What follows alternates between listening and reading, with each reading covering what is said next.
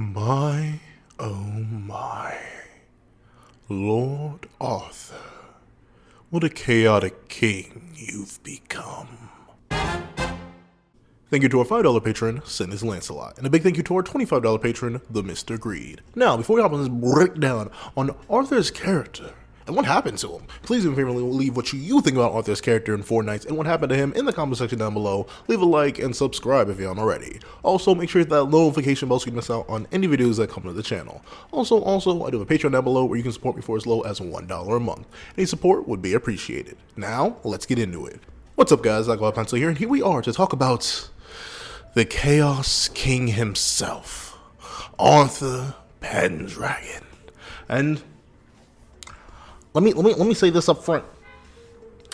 In the like 5 or so times we've seen him in modern times and flashbacks, Arthur already has surpassed his character from the last series probably a million times over. I don't know. This is a me thing, right? But I wasn't necessarily the biggest fan of original Arthur. It's not his fault. Like, it's not like he did anything bad or wrong, and I'm like, I really hate Arthur. It's just that he was bland to me. He didn't necessarily have any of that special sauce, that special spice to him. And I get it. It's Arthur. It's King Arthur. And while you can, and there have been many flips on the original Arthurian script that make King Arthur out to be a bad guy due to multiple factors like Mordred, his sister. Like, there's so many other ways that you can interpret Arthur and do things with him, especially now, considering what he is in our common fiction. However, it seems like Nakaba throughout a majority of the original 7 Deadly Sins was going down the original route. The good, holy, sweet, amazing King Arthur. But while we did get a glimpse, a hint, a taste, a whiff, a lick, a spit in the buck, we got a little bit of something a bit more interesting towards the end of 7 Deadly Sins, with the whole awakening to his chaos powers. One way or another, Arthur still seemed pure. Nothing necessarily seemed off about him other than the fact that, well, he had chaos powers to master. And it'd be like that when it'd be like that sometimes. When you absorb the creator of your entire verse, sometimes these things happen. But of course, 4 Knights Arthur happened. And from chapter 1, before we saw his debut in chapter 22, he gave off a presence unlike any other. And that's due to the fact that Ironside was a proxy for Arthur. Talisker was a proxy for Arthur.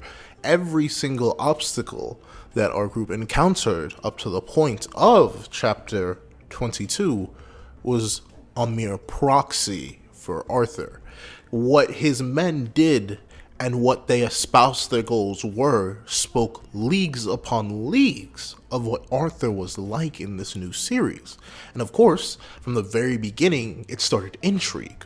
What happened? What changed? We had admittedly no context for Camelot, really. The only people we knew from there were Merlin, who went there later in life, and Arthur himself. We didn't necessarily have any character ties there, so we had nothing to compare that with. However, considering we knew what Arthur was like, considering he was our representative for Camelot, we knew what his people ought to be like. So when someone like Ironside comes and ruthlessly slaughters his own father, it builds intrigue. What happened? Would Arthur endorse this? Is this something that Arthur really wants? And I think Nakaba does a fantastic job of building up the idea of maybe it's not. Nakaba did a great job of building this almost false hope, if you will, by having Varghese clearly say that, no, you are the ones who betrayed him. I'm the one who tried to save him. I'm the one who tried to keep him on the straight and narrow. You all are the ones who corrupted him. So it almost makes you hope. It almost makes you feel like maybe the old Arthur is still there. Maybe something's happened to him. Maybe he's not himself. He's under the influence of these knights. Who knows how powerful they are. We were in a void. And that's a scenario that is admittedly very pinpoint specific. And I know Nakaba said, and I believe he still has repeated a couple times, you can most certainly read 4 Knights of the Apocalypse without having read a single chapter of 7 Deadly Sins. Will some things seem strange? Yes, I will admit. The reveal of some sins and the way some chapters are framed are entirely based around the context that you know who the character is that shows up. However, I'd say due to that, it creates this amazing dual-sided mystery. Because while someone who didn't read Seven Deadly Sins may be asking, whoa, who's this Arthur dude? Why is he so evil? What's up with him? They're asking all those questions. A person who's read Seven Deadly Sins has a full understanding of the character that we know from that world. And this contrast being presented by his proxies is mind-boggling. It makes you ask questions, it makes you wonder, and I think that's great. It's honestly, for me, it takes a special kind of structure to instill that fear and so that confusion. A confusion that, once again, lasted 22 chapters, upwards of half a year, darn near, considering I believe there were a few breaks in the first 22 chapters of Four Knights.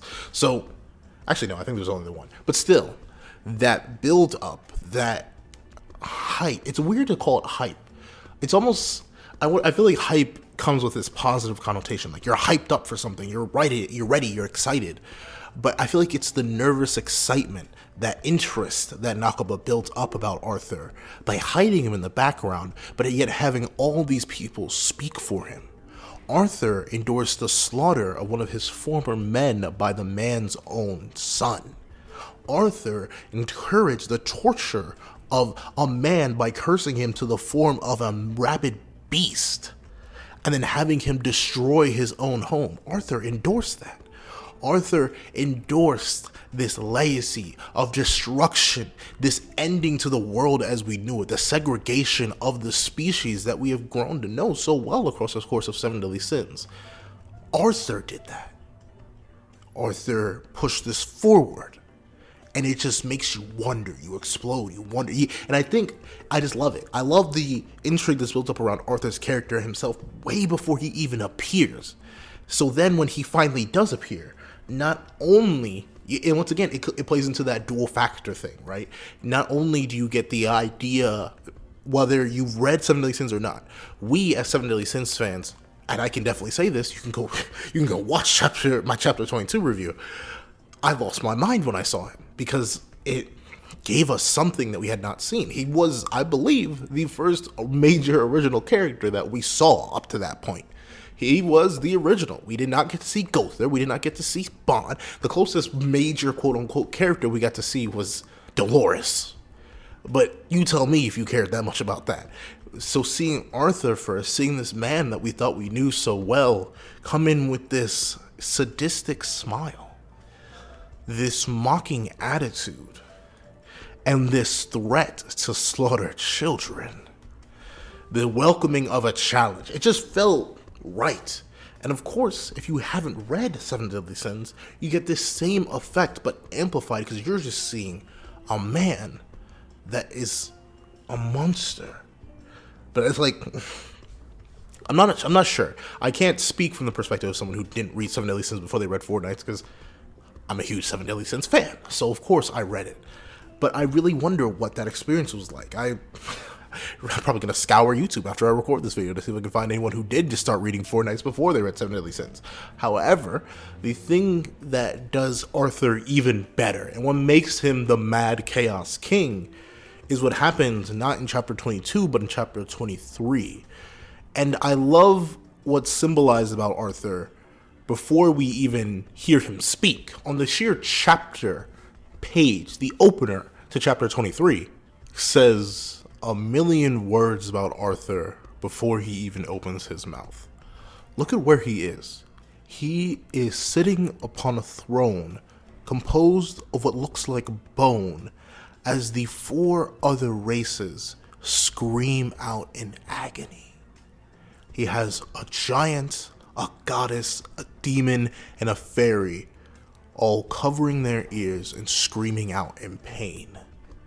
And Merlin, his ever-loyal guard and servant, stands idly by, arms crossed, mouth hidden, as Ironside kneels before him, while he sits there, calmly, quietly, a hand resting upon his face. That says a lot. And it does it in the best way possible. That non-verbal storytelling hit. It smacked. It was delicious. Because what it told you was that this is not the same Arthur. Arthur from the last series, considering how much love he had for Camelot, would not have had his own men kneeling down like this. He would not have Merlin standing in this way. He would be standing to greet his men. He wouldn't have this throne that is a literal embodiment of the suffering that he plans to inflict upon all other creatures. He wouldn't do that. And that contrast to original Arthur makes you wonder ever more what happened.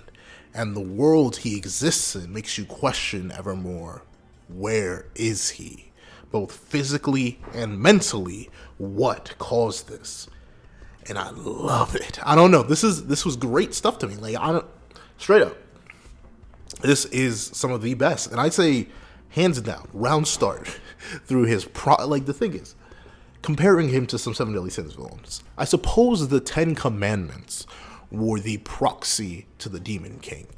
Just as I suppose the Holy Knights were the proxy to Hendrickson and Dreyfus / Fraudran, of course. And I suppose in Curse by Light, Dahlia and Dabuzu, I almost said Dubs, Lord help me. Dahlia and Dabuzu were the proxy for the Supreme Deity. But I suppose the reason it didn't hit as much as this one does, at least for me personally, was the fact that I knew they were evil. Like, there was no proxy there. There was nothing I could compare it to. So who knows? Maybe Arthur is just as effective as those villains are for me, to someone who hasn't read Seven Deadly Sins. Because I think the thing that grabbed me the most about Arthur is that I know him, or at least I thought I did. But we come to see this Arthur who is mocking Ironside, accusing him, rightly so, obviously, because he did, of losing to a child. He calls his failure intolerable. What, like, this...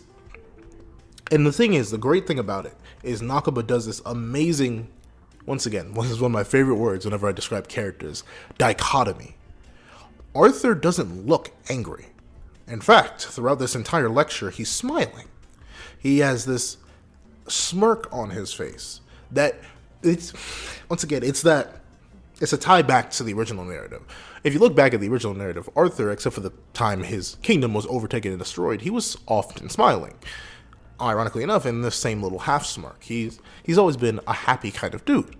So when you see this happy-natured individual switch to this perverse, dark look, it's amazing, and it's weird in a sense, because it makes you once again, the question always becomes what happened. And when you see that, upon hearing what Ironside has to say, that he makes no excuses, you may punish me as you please. Previous series Arthur, at least from my understanding of it, I mean, you can correct me, tell me if I'm wrong. By the way, the like button is free, but you can tell me if I'm wrong. Previous series Arthur, when offered with the freedom to punish someone for failure, would not have had this kind of perverse grin on his face. He wouldn't have looked so eager to take up the chance to torture one of his own men. And he does it in arguably the most gruesome and violent way we've seen in the entire series up to this point. Over 300 chapters of artwork, and nothing, in my opinion, even to this day in 4 nights, looks as brutal as Ironside being torn apart from the inside and torn to shreds by these different various monsters that Arthur makes with his mind. All of these things are what Arthur had to create himself. It's so conscientious thought from him. It is awfully terrifying to see what this man has become. But then once again, it instantly makes you question what happened. Where did it go? What caused this? And I can't answer that. Like, I could, right? Because the obvious answer is the idea that he feels betrayed by the other races for the fact that they were the ones who overtook his home. They killed and destroyed his entire kingdom. Plenty of his own people died. But this animalistic nature does not seem appropriate for someone who cares so much about his people. You don't torture your men in the way that Arthur does if you care about them so much. And once again, the dichotomy there. The only hypothetical reason I could see Arthur going this insane is because of the pain and suffering that he and his people underwent. So why would he put his people through more pain and suffering? I don't know. And this, once again, always makes me go back to Nakaba himself. It makes me like, please, good sir, Nakaba, I beg of you, don't leave this unexplained. Let's have a flashback arc. Like, honestly, I want to know why. And I think Nakaba has an answer, but that's the thing. I don't know what it could be. And the thing is, right, the most notable thing about Arthur's powers here is the level of control he has over them. Within an instant, his eyes darken, his sclera go black as he creates this monster and mess of a world. And on top of that, through all the chaos, ironically enough, a word choice, he manages to lecture Ironside about the history of the world and why he wishes to free mankind for Britannia. As he tortures mankind before him, and as we saw through Ironside's acts just the chapter before and the chapters leading up to this point, Ironside was essentially doing the exact opposite. He was ready to sacrifice mankind in order to get rid of threats. So what does this mean for Arthur? Does Arthur endorse the sacrifice of humans to save humans? What is this? And it creates, and I think the most interesting thing, right, on top of all of this, is that Arthur, if you look closely at his design, mainly in chapter 23, because that's where we see the most of him, he is covered in love. And not in the love that you're thinking, likely, but the commandment of love. One of the many symbols that appears on him are either seemingly stars, or when we get a good close look at him, love commandments. And I wonder if that's an intentional play by Nakaba to show the corrupted love that has now consumed Arthur, the love for humanity, the love for Camelot, the love for his people. And I think the most notable thing to note indeed would be the thing that Arthur says as he tortures Ironside. Do not disappoint me with these careless errors, for I, and I alone, value more than anyone else does. Arthur does love his men in the same way that he did before, but this love is twisted, it is corrupted, it is darkened in a way. And what is admittedly the most amazing part is how once he is done torturing Ironside, it all goes away. The insanity, the dark eyes, everything vanishes. And we get this happy-go-lucky, shining Arthur that we're used to. But we just witnessed that. We were all there. We saw the madman exist and torture his own people. So the question becomes, what is it? What happened? What are we here for? And notably, I wonder if Arthur even knows himself. There's been a lot of discussion on whether or not Arthur is in full control of himself, right? And I suppose this is where we shift over to the more speculative part of the video, going off of the things we've seen. It's the idea that Arthur seems to have this weird inclination that may have been hinted at in the previous series, and especially hinted in Cursed by Lights after credits scene where he does a few giants in, if you will. But the thing that is that this hatred, this negativity towards other species is amplified to such an insane degree. It doesn't seem to fit within line with all the stuff we know about Arthur. And it does fit in line with two beings that we know now reside in Arthur. The aggregate of power that embodied itself as a will, known as Chaos, and Kath, which is the destructive impulses of that will personified. And Arthur is not in possession of one of them, but both of them. And what does Chaos want to do? It wants to push up and preserve humanity, regardless of what else gets in its way, whether that be demons, goddesses, fairies, or giants. And in that same breath, on top of that, Kath cared for nothing but the decimation and destruction of reality in the world as we knew it. And of course, what is Arthur doing now with all of the power at his disposal?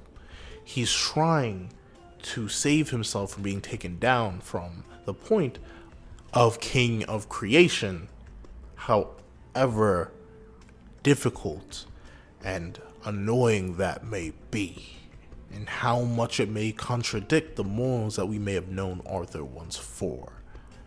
And I think that is honestly an intriguing idea. However, I'm not necessarily the mightiest fan of it, if only for the fact that I feel like it removes agency from Arthur, while I do definitely get that it would give Chaos some much needed character. So, it really depends.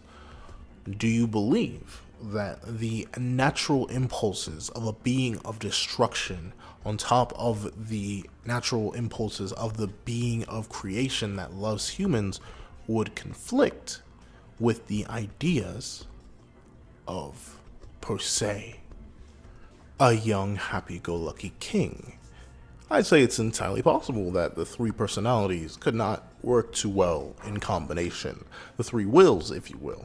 So, I think it's pretty darn cool. That would be a way to take it. However, admittedly, I'm not the biggest fan of that way, because I like the idea that Arthur is doing this autonomously, that he himself has decided to do it. Sure, it may look like he's under the influence of something like Chaos, something like Kath, and those are, once again, two perfectly viable excuses, but Arthur just choosing to be a villain who believes himself to be a hero is just as good, if not even a bit better in my point, because we could go through this entire narrative about Arthur discovering himself, discovering his role in the world now, figuring out what he wants to do with the world, considering it is now literally in his hands. He could probably, this is no offense to the planet, destroy the whole darn thing.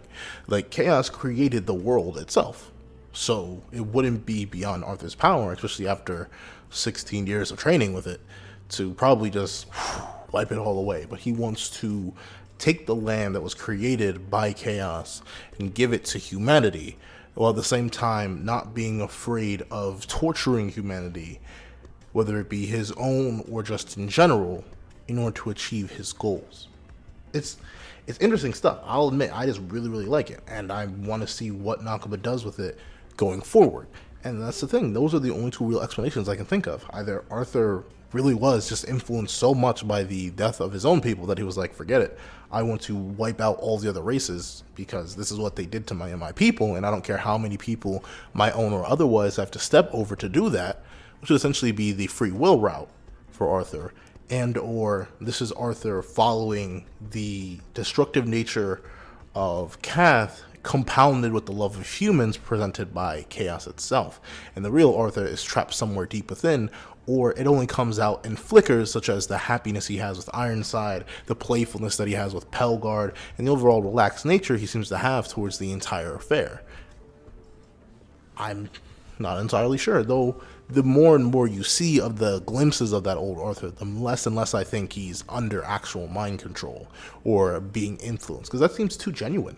The dichotomy is terrifying, admittedly. The fact that he can switch back and forth between insane megalomaniacal king and the happy-go-lucky teenager that he still looks to be, it's worrying, but it's intriguing. And I'm very intrigued to see how he got to this point. And I believe the other main thing that interests me the most about this Arthur that we now have in Four Knights is his interest in a bride on top of his supposed fear of enemies. That is a double stat combo that intrigues me. The bride is more interesting because he's gone out of his way twice in some of his most major appearances to mention the bride. It's just something that he has mentioned. Of course, he asked Ironside to look for it, and then before letting Pelgard go off and do his own thing, he requests Pelgard look for his bride too, or look for a bride, which, once again, is a wording thing that I'm not entirely sure about. But this interest in a bride makes you wonder, what does he really need one for? I mean, obviously, he's a full-grown man trapped in a 16-year-old body, so who knows what his hormones are doing to him. But other than that, he seems nigh on perfect, unless he needs to split this chaotic power within him for some reason. And another thing that goes with that is the idea that he's annoyed with his enemies for that they have the vision, which is notably referring to Bartra's magic, I'm pretty sure. But why does he care? At least from what was established in the previous series, chaos is something that is nigh on unstoppable. Unless Meliodas were to somehow get stronger, nothing in this entire world that he now should have complete dominion over should stop him. So what's causing that? Is it a lack of will? Is it a lack of interest? What is it about the rest of the world that keeps Arthur confined to his palace and sending out his men to go and take care of all of his requests? What's stopping him? We don't know. And I think that mystery is tantalizing, to say the very least.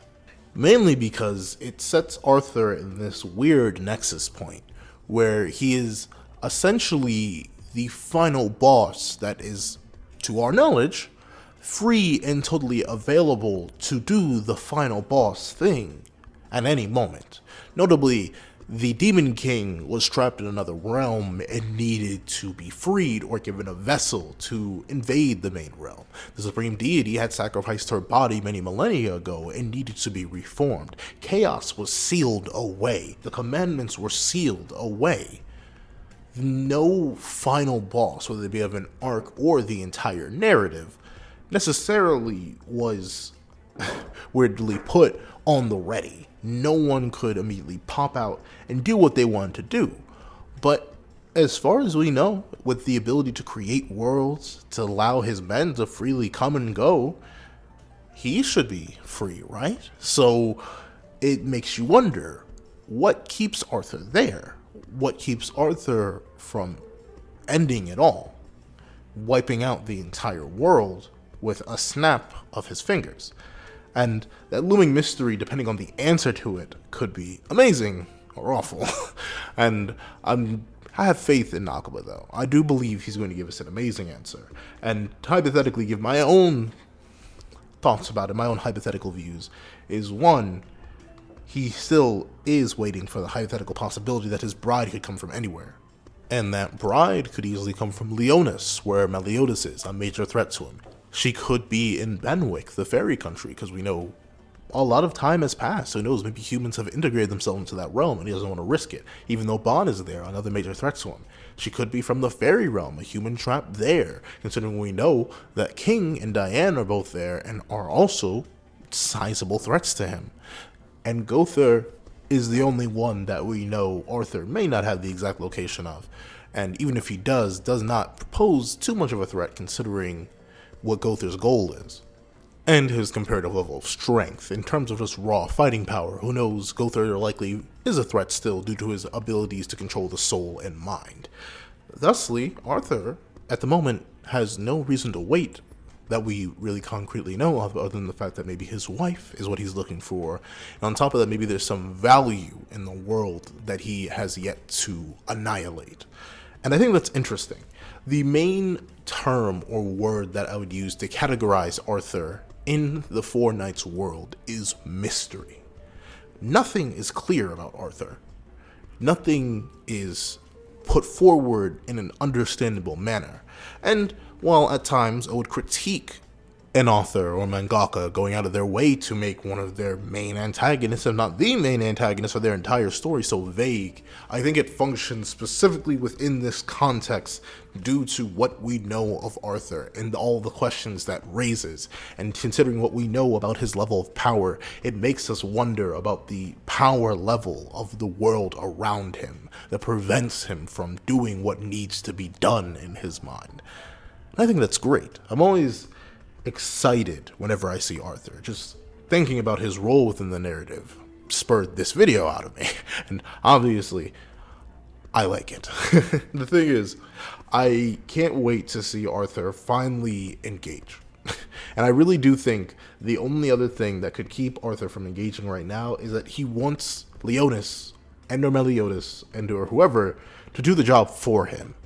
His knights may be hunting down the four knights of the apocalypse, but wouldn't it be great If after all their scuffles, all their training, all their conflict, after all the knights are gathered within one spot, the Sins reunite.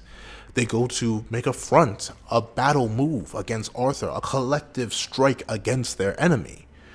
And suddenly, in a flash, Arthur appears and slaughters them all. Maybe he's just being perceptive, being coy, being smart about what he could hypothetically be doing. And I think that's just as interesting as any answer we could possibly get. But I'll admit, I still don't know. And that's the best thing. I'll definitely make a video discussing Arthur's power and where it should be and what his powers are now and what they could be and all the amazing things that come from that. That'll be a separate video. But this is just me talking about Arthur's character, his role within the narrative, how Nakaba built him up, all the amazing things that happened, what could have happened to him, what may have, everything about Arthur and Four Knights, essentially. If I missed anything, please tell me in the comment section down below. Thank you guys so much for watching, and please tell me how you guys think about Arthur. Do you enjoy him right now? Do you want to see more of him? Do you want to see less of him? Do you think that he's kind of a waste of a final villain? What do you think? Do you think Arthur is going to be the final villain? Do you think there's a greater threat involved? Please tell me all of that in the comment section down below. Thank you guys so much for watching. Please remember to like, share, comment, and subscribe, and that little notification bell so you don't miss out on any videos that come to the channel. Also, I do have a Patreon down below, and appreciate any support you're willing to give. You can support me for as low as $1 a month. Now, thank you guys so much for watching, and I hope you guys have a wonderful day. This is that guy with the pencil, writing off.